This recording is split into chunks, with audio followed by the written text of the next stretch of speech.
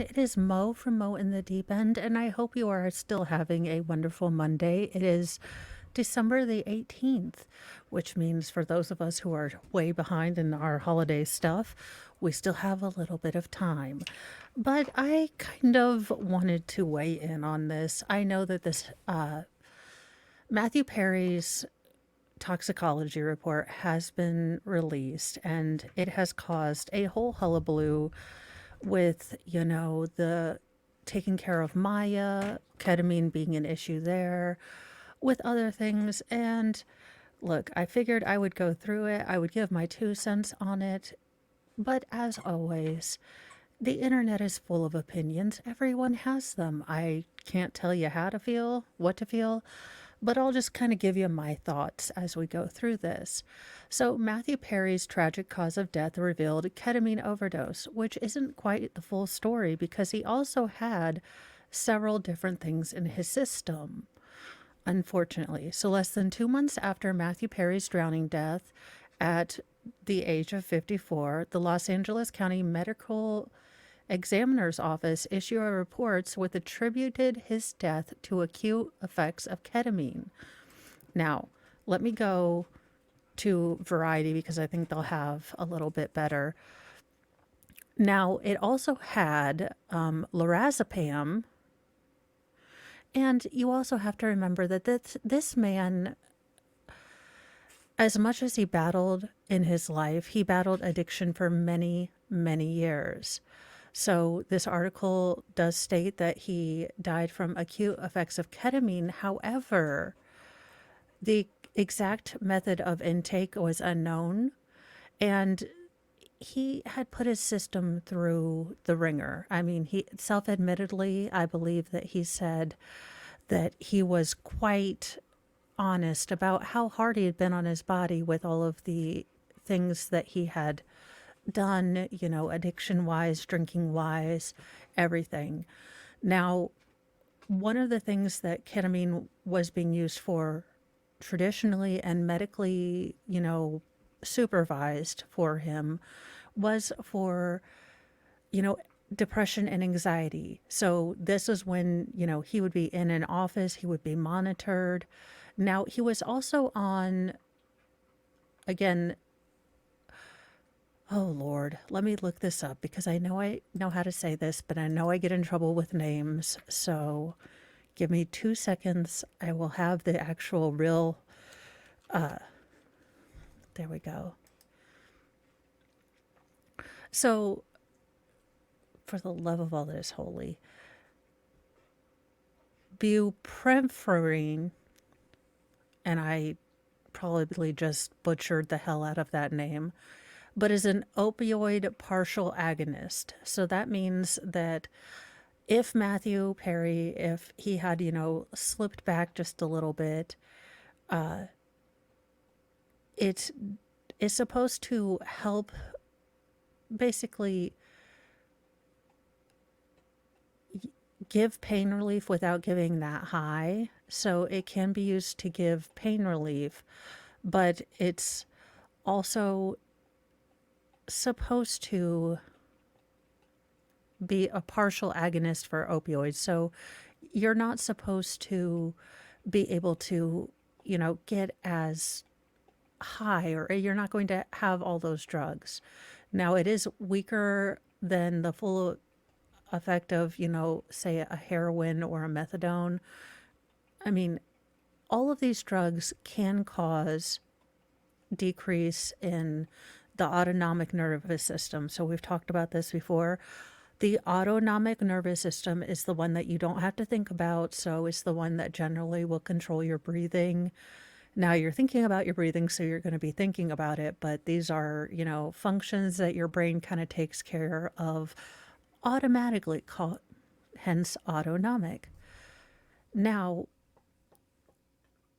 the high levels of ketamine found in his system would probably have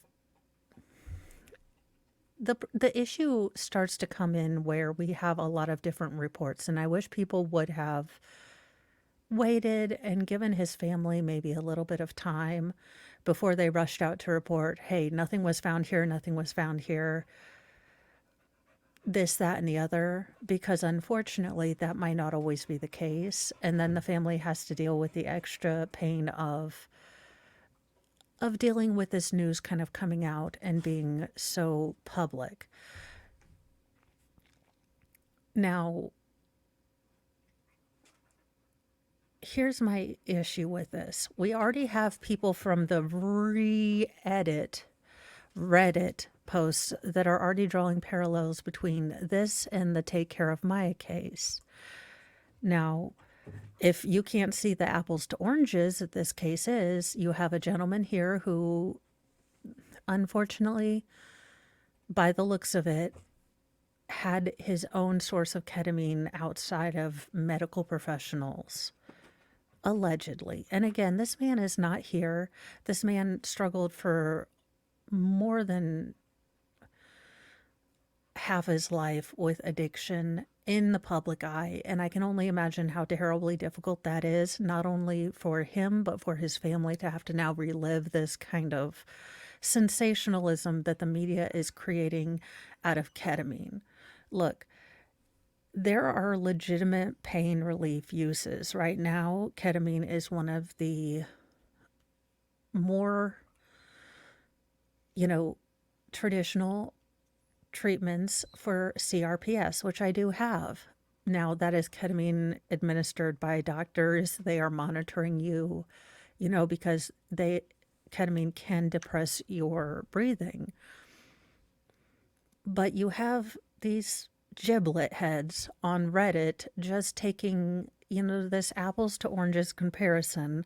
Again, not reading the entire article, not even thinking about a lot of different things, how Matthew Perry had done so much to his body and deciding to draw parallels. And my worry is that this is going to become the new boogeyman.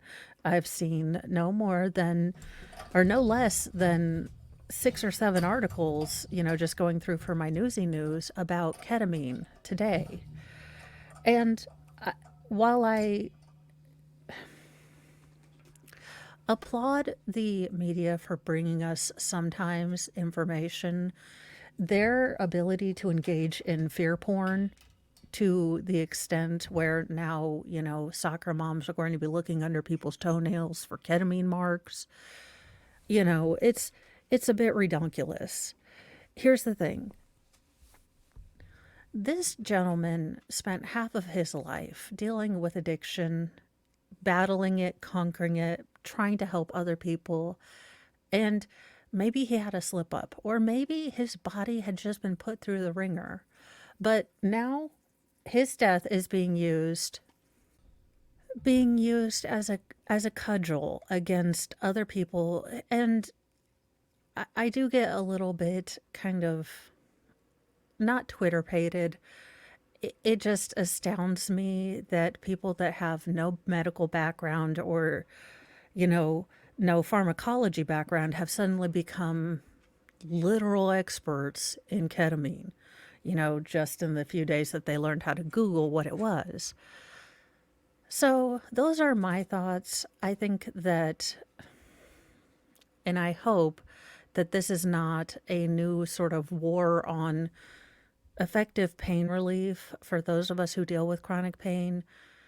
Look, are there people that abuse these things? Absolutely. But you're going to have people that abuse darn near everything. And if you try to legislate morality, it rarely ever works. We still have vegan teacher out here doing all sorts of crazy shenanigans, and she thinks she's morally superior. So, along that line, don't take medical advice from Reddit. Don't take medical advice from Variety magazine or any number of these other magazines. Do I think that this is going to cause a great panic? Probably. Do I worry about people with chronic pain now having another hoop or obstacle when they're trying to explain what they use for chronic pain? Yes. But anyone who does even a cursory look around will see that they are definitely apples to oranges cases. And I don't think anyone downplayed the the risks of ketamine in the Maya trial. Look, would I love to be able to be pain-free without having to take any sort of infusion? And I haven't had one yet. Absolutely. I would love to have as non-invasive, non-opiate, non-narcotic way to deal with my pain. Right now, ketamine is one of the options that my doctor is looking at. That being said, again, these are doctors. Whatever his issues were, whatever anything, if randomly someone from Mr. Matthew Perry's family ever happens to watch this, as someone who's also lost someone to addiction, and we're not quite sure exactly how this happened around the holidays, I extend my deepest sympathies because, however, Matthew Perry passed away, he tried his darndest to fight his demons. And for many, many years, I don't know that I'd give the grace to someone who is doing that, but age and wisdom have taught me to extend grace much more generously because I need all the grace that I can get as well. So, in reading about how Matthew Perry would take people to, Alcoholic Anonymous meetings, would help them get clean. Whatever this ketamine BS is, he did good in other people's lives. And I really hope going forward, that's what we remember Matthew Perry for, not all this shenanigans, not the media trying to come up with a story and fear porn. Hopefully, Matthew Perry is remembered as a funny, sarcastic, actor and a man who struggled with his own issues and tried to help other people he saw struggling when, he did see them struggling and when they were ready to accept help. So those are my thoughts. I understand if this is not, everyone's cup of tea. And I encourage you to have your own opinions. Goodness gracious, I'm just a redhead who mouths off on the internet wearing redonkulous shirts. So, I mean, sometimes I should be no one's words of wisdom person, but I do feel a bit sad that this is the thing that's coming up now and what it's being used for, especially in light of the take care of Maya thing. It seems that with all of this fear porn, this oh my gosh, scary ketamine, we have forgotten that there was a wonderful human being who struggled with his addictions. Seems like he was doing really, really well with them and brought other people help and extended grace to them when they were at their rock bottom. So hopefully in a couple of weeks, this will all blow over and his legacy will be just that. That's all I can hope. And I hope if his parents ever run across this or anything, that's the message they would get from this is I hope that all of this hullabaloo goes away and we can remember Matthew Perry for the flawed human person he was, but when he, got help, he tried to help others that he saw suffering just like he had been suffering. So those are my thoughts. I hope you continue to have a good Monday. I will see you at 7 p.m. Don't forget that Baker is having a fundraiser and a Q&A with Solomon Anderson about the Zachariah Anderson case this evening. So if you all would like to watch me on the replay, absolutely no shame in that. There are better causes sometimes than silly newsy news. So be sure that you guys check that out. He definitely is able to get a lot of answers, and Solomon knows this case inside and out since he's lived it and breathed it with his brother for all these years. So I will see you guys in a little bit. Have a wonderful rest of your day. Say something kind to yourself. I know that might be the hardest thing sometimes. It's definitely a struggle for me. And then, say something kind to, people that you meet out and about. You never know if that might be the only kind thing they hear in a while, or, they just really needed to hear something nice.